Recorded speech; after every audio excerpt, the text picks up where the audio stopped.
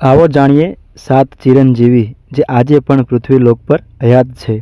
આપણા ધર્મગ્રંથોમાં એક શ્લોક છે, અશ્વસ્થામા બલિવ્યાસો હનુમાનચ્ચ વિભીષણઃ કૃપઃ પરશુરામચ્ચ સપ્તેતિ ચિરંજીવિત સપ્તેતાન સંસ્મરે નિત્યમ માર્કંડેયમથાષ્ટકમ જીવેદશતમ સોપી સર્વવ્યાધિ વિવર્જિત. અર્થાત અશ્વસ્થામા, બલિ, વ્યાસ, હનુમાનજી, વિભીષણજી, કૃપાચાર્ય અને ભગવાન પરશુરામજીને આ 7 મહાન ચિરંજીવી છે.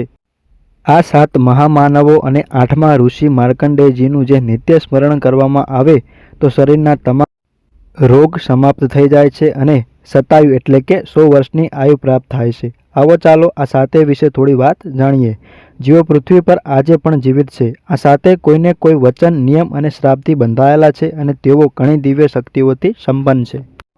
ભગવાન પરશુરામજી, જેઓ ભગવાન વિષ્ણુના 6થા અવતાર હતા અને પરમ શિવભક્ત હતા.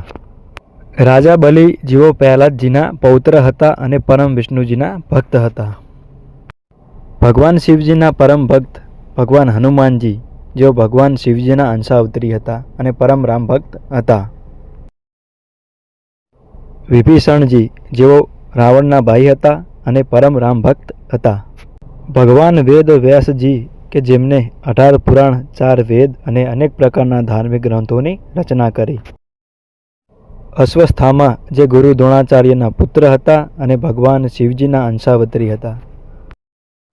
કૃપાચાર્ય, જે કૌરવોના કુળગુરુ અને અશ્વસ્થામાના મામા હતા.